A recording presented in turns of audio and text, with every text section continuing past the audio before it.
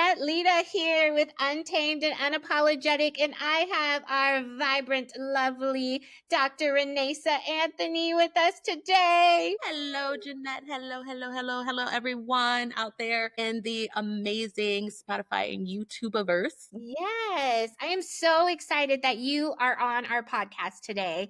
I'm looking forward to letting you spread all of your knowledge and experience and expertise across our listeners. Now, you do not have enough time for all of my knowledge and all of my expertise, but we will tailor it down so it's not that fire hose experience, just to kind of just vibe and see where the conversation goes. I'm so excited. So I know Dr. Ren over here from my TLC group. It was this time last year, right? Where we got to know each other in our little car ride over to Utah, which we'll be headed to again. I'm so excited. I know. I remember when I first met you. You're just always a ball of energy, and we connected, and we've done other things since then. We've been to CES. We met. Okay, you have to tell them that crazy story of how I was like, Backstreet's back, all right. And he's not a Backstreet boy. Who, I don't even remember his name. Gosh, Lance Lance from Bath. Is it Lance Bath? Yeah, look, I mix them up all the time, but he's with NSYNC, and I was like, yeah, Backstreet's back, all right. And they're like, wrong boyfriend. I followed your lead because I had a picture with him too, and I put the exact same song thinking we were cool until we realized we were not. Yep, that's okay though. We're figuring it out, and we got to see Lenny Kravitz and my John favorite Legend. John Legend. Especially because my heart is so about mamas and babies, and as a trained physician, kind of in the obstetrics world and the women's health world, it's always been like, how do we spread the message that being pregnant and having a baby and taking that baby home after 2 or 3 days, depending if you had a traditional birth or a C-section, is not everybody's story. And in this country, it definitely is not the story of many people when it should be. So John Legend, of course, he and his beautiful, amazingly talented wife have had a loss, and they shared that experience with the world. And I just thought she was so brave to really talk about her loss and what that was like. And then they had their rainbow babies. I know it's so beautiful, but without this woman right here, guys, I would have never met John Legend or Lenny Kravitz. Yes. Or Lance Bass. Let's not forget about Lance. Or Lance Backstreet Bass. Boys or NSYNC, they are still a great boy band. We love them too. All I have in my head now, everybody, Backstreet's back. All right, na na na na, na na. Ask me what song NSYNC sings. I don't know. Hold on. Hey Alexa, what is NSYNC's favorite, most popular song? What is it? I Want You Back. What song is that? I'm sure I've heard it before. I was a JT fan, Justin Timberlake, and he was an NSYNC, right? Was that? He wasn't a Backstreet Boy. I don't know. Let me ask our AI, because that's what I build for mamas and babies. Oh Through my Momentum gosh. Park. I'm doing my plug every time I can. Hey, Momentum Park, where moms come first and it matters. We Yes, Dr. prioritize. Ren, a fabulous nonprofit, Momentum Park, and I'll let you talk about it too. Tell us all about it before I ask you spicy questions. Yeah, we Momentum Park is where moms come first and every moment matters. And we prioritize technology and integrate it into our public health medicine and advocacy initiatives to better serve mamas and babies. You can imagine, I don't know. I still think, and it's been proven, most people still have their babies between 20 and 30 years old. Yeah. And when you think about when you're 24, you're probably out and have a good time and great life. And then boom, I'm pregnant, but I'm the only person who's pregnant and all my friends are still going out, and you feel so alone. So our flagship initiative is Shiro, and our Shiro moms create this sisterhood where you go through your pregnancy with other moms that are plus or minus a couple of months. So when you're pregnant, you have folks who are delivering, folks who've just had babies. And so you're getting to learn not just like the educational component, but you're getting that social support. And we meet you exactly where you are. We're in your cell phones, we're with our AI, we're in social media, and then we're always on the ground in the local community with our mommy stroll ups. So I love this one. They go to the I would mall. have I would have loved to have that when I was pregnant. I was pregnant at 35 and I was the opposite. So like all my friends had babies in their 20s and 30s, early 30s, and I was over here 35 and everyone's got grown kids and I was there by myself. Well, you wouldn't have been alone if you were a shero mom. You would have been a baddie with a baby. So you get with your girls who are mamas, who have babies, who are pregnant. You do a stroll through the mall, but you can imagine just see it like all these beautiful pregnant or postpartum moms with their strollers as a sisterhood out there doing things and supporting each other. So that's what we're about. We want to save moms' lives. You know, the United States is the deadliest place to bring life into the world, and we believe it doesn't have to be that way. Let me ask you this question. So, since I've known you, we like to bend the rules a little bit here and there to make sure that we manifest what we want and make sure that things happen the way we need them to happen. So, give me a time that you had to break a rule to become who you are today. Oh, I've broken all the rules. What are you talking about? I consider myself a disruptor. I'm a proud disruptor, which means I disrupt the status quo to make things better. And so I break rules for the good of humanity. A specific example would be, okay, so when I was a resident, have you heard of the doctors and the bachelor? And it was this, how did I forget his name? Anyway, when I was at Vandy, it was this guy who was in the ER and he was a resident too, but they let him go film The Bachelor, which he ultimately ended up being one of the doctors. His name is Dr. Jared or something. I don't remember because it's that perimenopausal moment where I'm like, I know his name, I know him, and then I just forgot it. But anyway, they let him go do that. When it came to me, I got an opportunity to literally go work with the Surgeon General of the United States to address maternal mortality and morbidity. So I've been doing this work for over 20 years. And my like director was just like, nope. And I was like, I don't really know the word no. The only no I know is KNOW. Like, who knows how to make this happen? What do you need to know to give me a yes? But this program's going to be here, but what's not going to be here is the Surgeon General of the United States making a personal invitation for me to be a fellow and the opportunity to work at NIH. And so I broke the rule and I was like, I'm going and I'll figure this out later. And I'm so glad I did because everything opened for me when I was there. So I have a congressional award. I was able to help with the Affordable Care Act. I know it's not perfect. I know everybody doesn't love it, but hey, the information and the legalese for mamas and babies is doggone good. And I'm so proud that I was a part of that. And I was on the floor in the gallery when it passed. I was able to introduce the late Ted Kennedy, and one of my prized, like, professional pieces that I have is an actual letter written to me from the Ted Kennedy. I have pictures with Eunice Kennedy Shriver and her husband and Maria Shriver, and even the Schwarzenegger was there. So I have pictures with them. And it was just like I knew I didn't want to do things like everybody else. And so I've always followed my heart as long as it was for the betterment of humanity and basically the betterment for mamas and babies. So that work that I did opened my world into policy, where I've been able to blend medicine, public health, and policy to make a difference. And then in this last kind of like career focused part of my life, I'm like, we're going to just do the whole thing and be like a tech startup. And we're going to be an entrepreneur and a disruptor because we're going to do it big and really save the lives of mamas and babies in the US. Oh my gosh, I'm just gonna, yes. Guys, this is my friend, We are and she's friends. super cool. We are family. Yeah. Yeah. Yeah.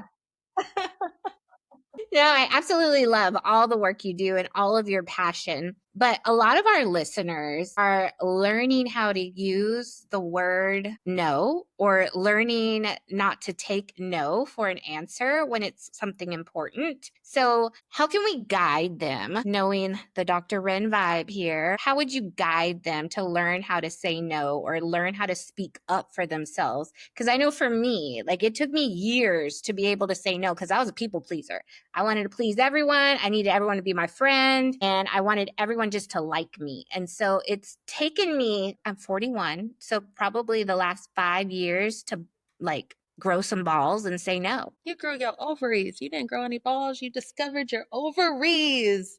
Got my ovaries. My ovaries fell into place. That's right. So remind me, because it's the same moment again. What's the question so I can ask it, answer it? Yeah, answer it.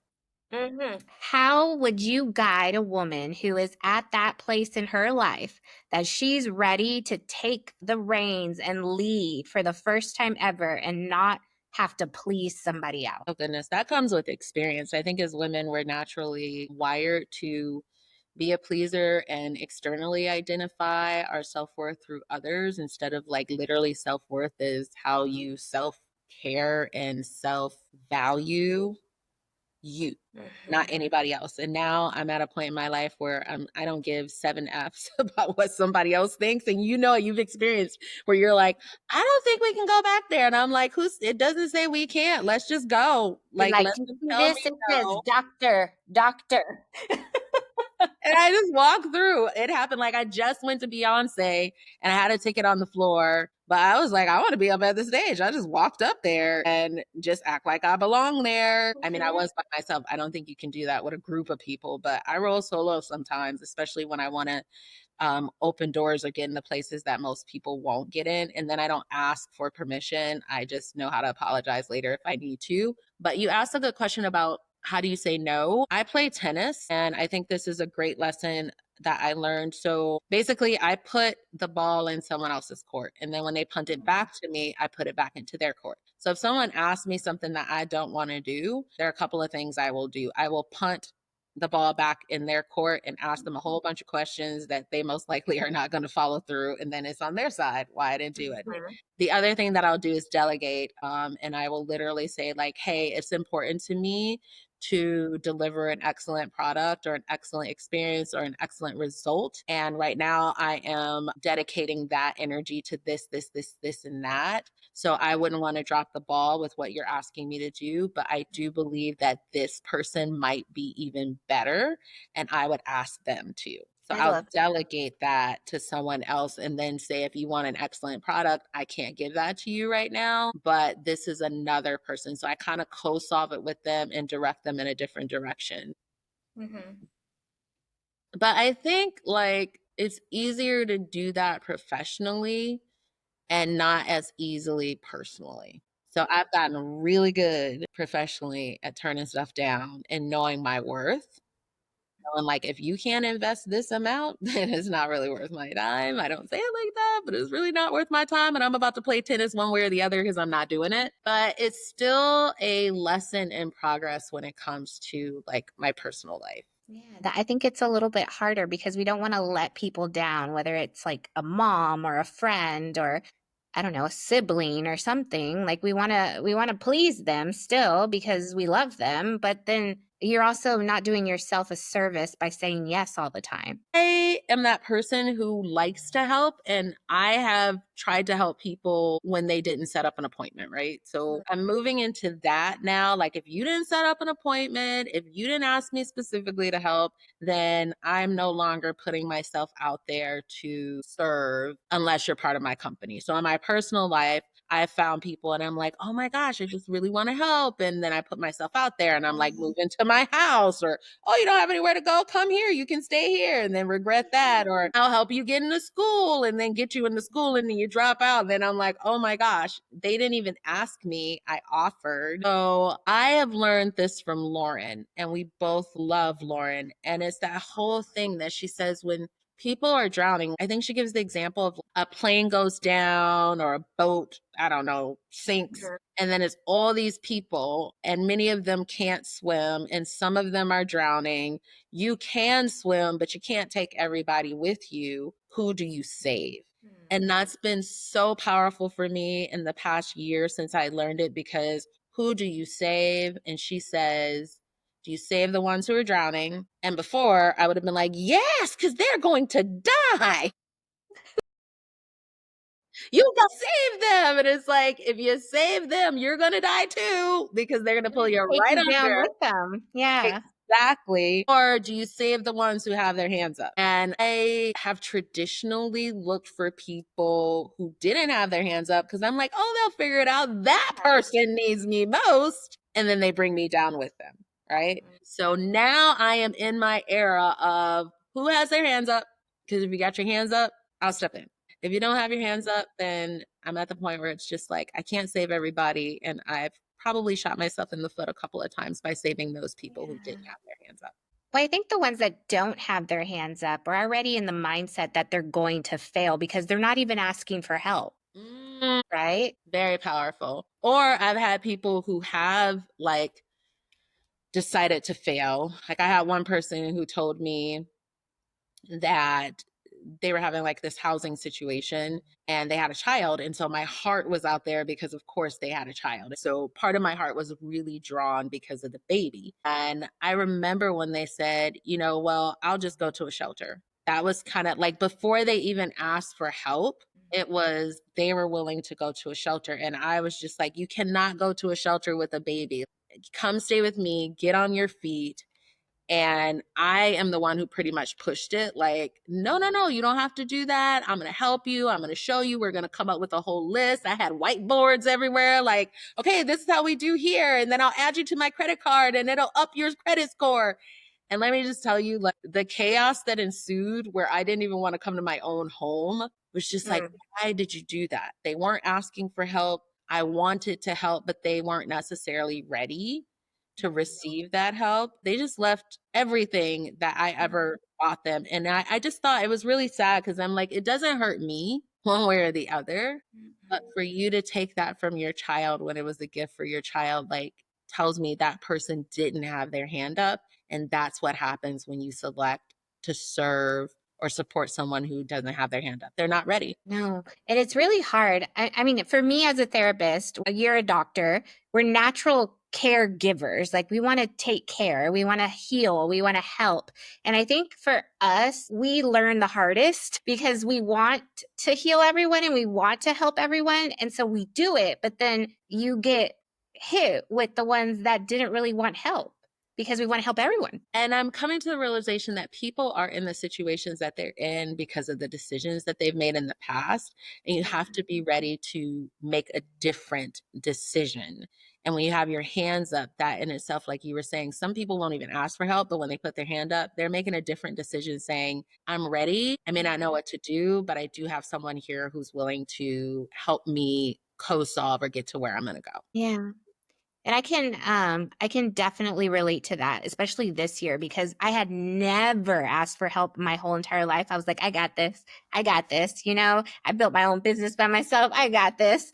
Like nobody needs to help me until I hit a wall. And when I hit that wall, I was like, okay, this is not working anymore. I don't have this. I need support. I need help. I have a child.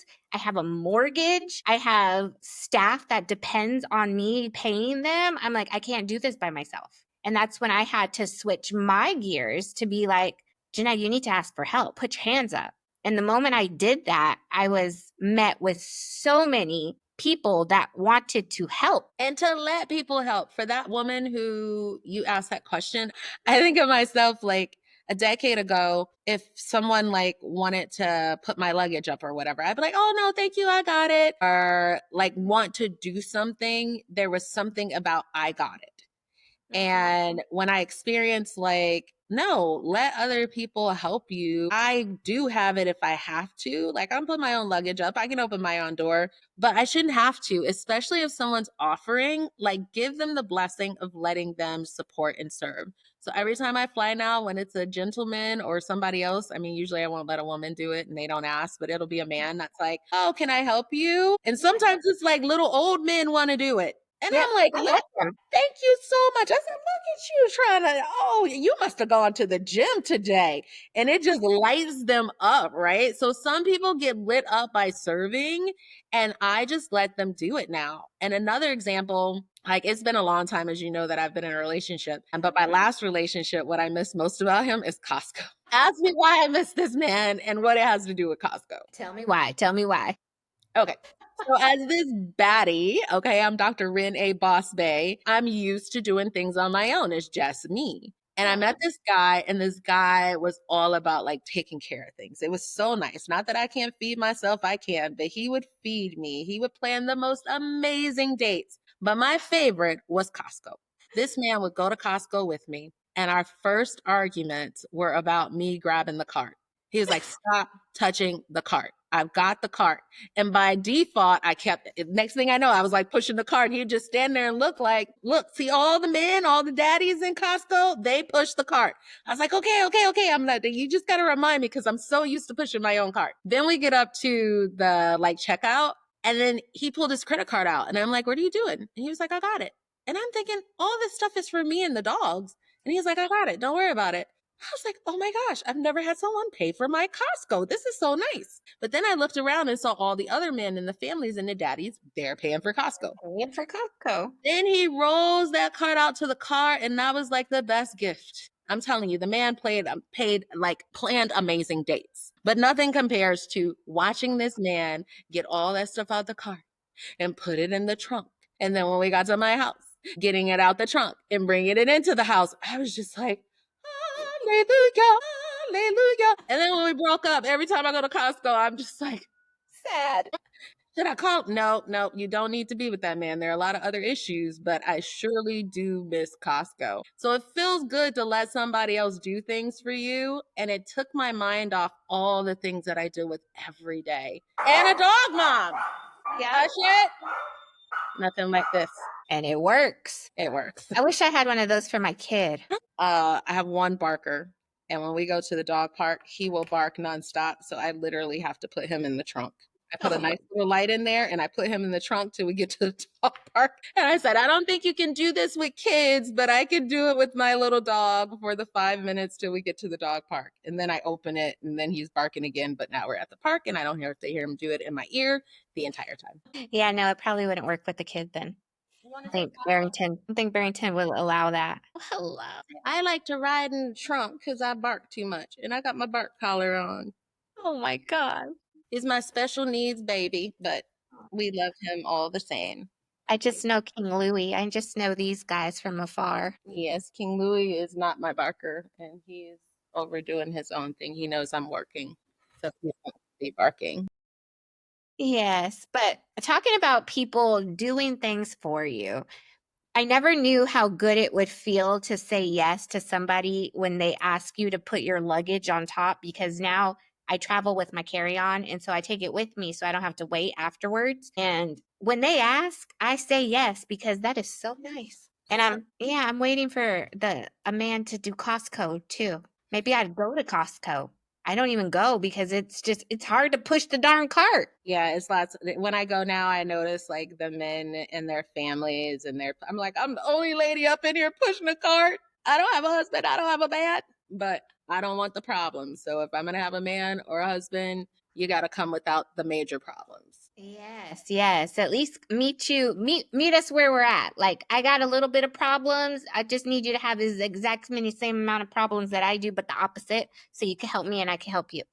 Exactly. Exactly. But I am learning. I had it was this guy that I did used to date, and he was when I was in my helping phase. Let's just talk about this is a person that I should have never dated. And that's where I really am being transparent. Like professionally, there's one thing, and then there's personally, one could be just excellent, and the other one's still learning and they're not integrated. And I know that my integration has leveled up because like 4 years ago, I met him when I took my little sister. Anyway, I took her to San Francisco to do this tour of Alcatraz on this boat, and I had Mhm. King Louis with me. And this guy is like, "Oh, you got a Yorkie?" And I was like, "Yeah." And he's like, "Oh, I've got a Yorkie too." Now, this is this big, strapping man. And by any means, like most women who would see him would say he's hot. He's like 6'3", 6'4", fit, just handsome. And he's like, "No, no, no, I got a Yorkie and I've got one, blah, blah, blah, blah." So by the time we were done, he was asking me out. Now he worked on this charter boat. And I'm thinking, okay, I just moved here and it's fine. Like he seemed nice enough. He likes dogs. He did have a Yorkie and we started dating, but this man didn't have his life together. He had a son, like all this stuff. And here I am talking about I'm going to help him level up his business because he had this idea that he wanted to start like this vineyard tour. And I was in, like, when I look back at that woman and who I was so locked in, like, I will help him and we'll get a loan and we'll do this and we'll do that. But we were not equally yoked at all. And the problems I encountered with this guy were astronomical. But the pleaser in me, the person who had not learned to identify my own worth through my own self esteem, not somebody externally, I was definitely doing things that I look back and was just like, wow, you're too smart to be doing that. And I realized it's not about the smarts. It was like I wasn't conscious enough. I hadn't found my own self worth. I hadn't been through enough. Now, fast forward, this dude circles back like every 6 months to a year, talking about, I miss you, blah, blah, blah, blah. And I have entertained him maybe 2 times. This time, this week, he reached out and was like, "Hey, do you ever think about me? I think about you. I miss you. My son still talks about you. I'm going to be in your area tomorrow." Like all these texts are coming in. I'm just ignoring them, just ignoring them. And the difference is that it's not like I feel anything when I ignore them. When he texts me, I'm like, this is disgusting. I will never be with you again. I will never talk to you again. This doesn't even require a response. And if you're going to get back with me or you're interested, you got to come at such a higher level. I need like someone knocking on my door and there are flowers and it's a nice little letter in there. Like actions speak louder than these words. And I'm so blessed to be at this point in my life where I do not tolerate that kind of chaos, Yeah. chaos, chaos, yeah, Yeah. chaos, chaos. Yes, and I'm going to applaud you for that because it took me years to be able to do that myself. And now I got one too who will always chime in to see if I'm going to answer back. And I have not answered back for the past year. That's TLC for you, leveling up with TLC. Yeah. But it is so hard to get there. Like I have women that I see on a regular basis sit on my couch and they keep going back and they keep going back and getting hurt and then they feel silly and all these things and I talk to them about like our worth and owning our worth and knowing how much we're worth, right? Because like you said, if you're going to keep texting me just to say, "Hey, I'm thinking about you. Hope you're doing okay." That's not enough for me right now. You better be at my door ready to be like, "Girl, let's go on a date. I want to take you to this place. I want to, what's your favorite flower?" Because a text is not enough. And send me something better. Like it's Chat GPT. Talk to Chat GPT. I messed up. The best thing that ever happened in my life. What should I do? I want to send her flowers. And then I wrote her this. Like, you write it for me. Make it pretty so that she'll respond. There's so many options, but like the audacity. I sent you that guy on Instagram where he's like, the audacity. I The love that guy. audacity of you to just text me and think you're going to stop by my house? Blocked. I didn't block them because I really believe what you resist persists. So I don't need to Yeah. block anyone. I just can ignore it and go on about my life. But actions speak louder than words. And that's something I know to be true now that took me, you're 40 something years. I'm not telling folks how old I am, but No, no, no. you I and think I I are would in that believe. fourth decade of life I don't think they believe how old you really are because you don't look your age. until I don't color that. Oh, I Like I know. was When like, I why don't don't you color mine color it? either. I was like, I like it and I'm gonna keep it. I earned it. Beautiful. But what we've just been talking about right now is this version of us that didn't know our worth. But now we're at this different level here that we know our worth. How would you, or what would you tell our audience, those that are in that transition phase to like, I'm done with this part. Like I want to know my worth. I want to step into those shoes. What words of encouragement would you give so that they can start owning their worth? I'll give you some words of advice that help me aggregate them to finally be done. I think there are certain things you have to go through to be done. And I was one of those persons. I just had to keep experiencing it. And it was just like, how many times do you want to go through this? Because it's the same thing over and over again. I'm going to do something different. I ended up with 4 dogs and I'm a much happier person. Well, 3 in this adopted roam the streets, show up at my door when you want to. And these dogs taught me everything you need to know about love. They're so loving, loyal, forgiving, happy. Like, if you've ever had the experience of connecting to a dog, I was not a dog person before, but after having my dogs, oh my gosh, that is my rubric. If I meet someone and my vibe with you is not even at least just sitting on my couch with my dogs, I don't need to see you again. I don't have a lot of time in life. Let me not say it that way. Let me change that. I have lived more years of quality, let's do whatever I can do, body able, mind able, than I have left. So if you double my age, that's going to put me in my 90s. And at 90, I'm going to be fabulous. Okay. I told you we're going to be in the front row at some, professional sports, and we'll get to go in the back of the, what is it called, the locker room, and I'll be an old lady and I can tap like, oh, young man. And I'm like, grandma, you can't touch I can do whatever I want to do, okay? But we won't be like flying and sand duning, all the things we're doing now. So my time is the most important. And when you get to the point that the most important, more important than money is your time and you do not want it wasted, you will become more serious about who you allow in your life. Secondly, my dad would tell me, and it didn't make sense back then. He was like, what does somebody have to do to you to be done with them? Because I would make excuses for people. And those excuses were reality, like, well, they went through trauma, or no one ever showed them how to be loved or give love.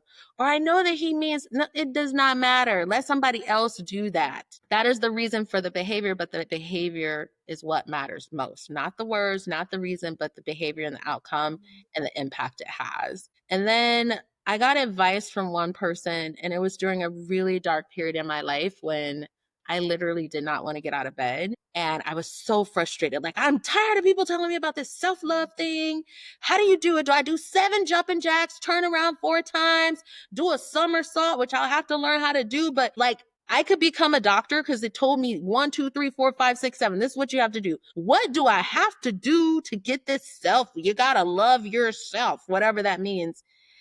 And she told me the best advice that no one ever told me. She said, everything you do for somebody else, you need to start doing for yourself. And it doesn't have to be big, but every single day, you're going to choose you and you're going to do something nice for and with yourself. And you're going to realize that maybe being single is not the same as being alone. And you'll step into that and you'll see, like, oh, wait a minute, this is actually kind of peaceful. But you're doing everything for someone else, someone who doesn't even treat you well. What happens if you do that for yourself each and every day? And I started doing that. And boom, every other day, it grew to this point where I'm like, as Beyonce says, I got time today. Most of the time, I don't have time. But today she had time for Hey, unapologetic.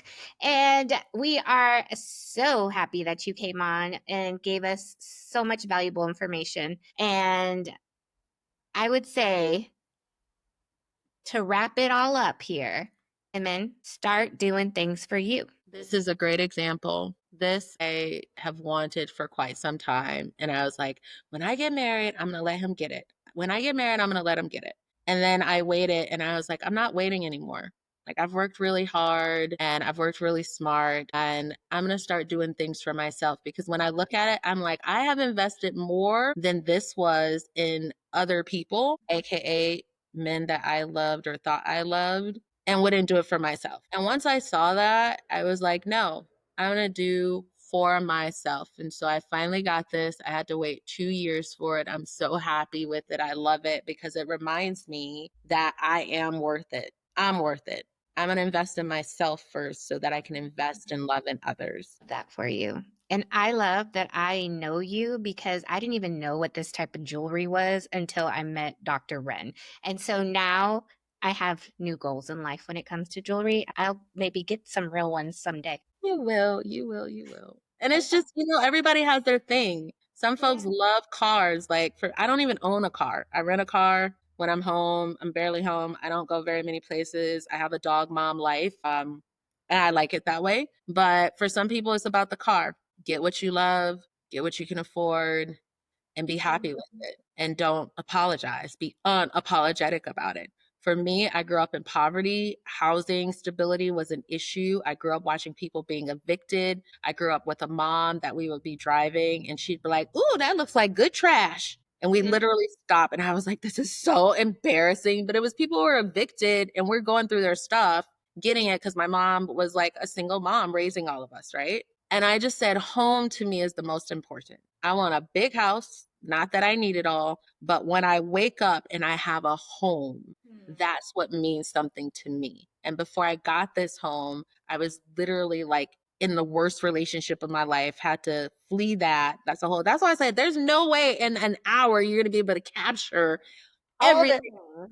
and all the things, This but is just a little sprinkle. living in your car and living in your friends' couches and rotating and having that instability, I was like, I will never feel that again. So for me, it's about where I wake up, my home, and the bathroom. For you, it's something else. Whatever that is, make it that. This is me, unapologetically. What do you deserve? What do you want unapologetically? Now, don't go broke doing it. You got to make sure you can afford it. Like I said, it took me some years to be able to afford this, but I said, when I raise this X amount of number for my company, I'm coming for this. And I There got you are. celebrated with champagne. They had champagne and chocolates and the unveil. Oh, but it's just a piece of gold. That's all it is. But But it's for you, it's more than more. to me. Yeah, it's more for you. I love that. So Thank you. what is that for you? I wanted to Yeah. you Oh, get for all me? for you. What is it that you're aspiring to have or that's your thing that is not just that item, but it represents something so much more? So for me, it's being able to take my parents with me on experiences that they've never experienced. Mm, So I've taken them to Hawaii, Puerto Rico just recently. Like they so nice to see their eyes light up and experience things that they've never experienced. I love that. What's your Mhm. dream trip from your parents? For them, Spain. My mom and dad have been wanting to go to Spain, and I think next year they may come with me. Yeah. All right, so let's manifest that. We're master manifestresses, and I already see that for you. I see Barrington. I see your parents. I see this beautiful experience in España. You will enjoy the food together, and on top of that, you will do it flawlessly. You won't even have to look at a bill and be like, "How much is that again?" You're gonna be like, "Look." Not in my bank account. Anything they want on here, you can get, okay? And Yeah. it's taken care of without any worries, no stress, because you're leveling up. You're in this transitional period with your businesses as the boss babe that you are, and it comes. And when it comes, it's so amazing. And you're just like, I can go to Starbucks every day now if you wanted to. You surely can. I can go to Spain if you wanted to. You surely can and Let's fly your go. parents in those pods to get there. Yes, ma'am. And so it is, right? And so it is. It is done. Mm-hmm. Thank you so much, Dr. Ren, for being on the show today. Look forward to hearing more great things from you and your mamas and babies. And we will see you next time. Well, wait, we got to say if you love mamas and babies and you want to make the United States the greatest place to bring life into the world, you can check us out at www.momentumpark.org. We're also on Instagram at Shiro_Nola. And you can always go to PayPal charity causes and put us in. That's Momentum Park, just like it sounds, Momentum and Park, like where you take the kids. And you can make a donation, and 100% comes to us. And we're able to serve mamas and babies across the nation. Thank you so Yes. much. I love you. I will Let's see you in a couple of weeks. No, a make couple sure of you give. days. I'll see you in a couple days. Yes, Couple of I'll see you days. in a couple days. And make sure to give back to Momentum Park because your money's going to a good place. See you later.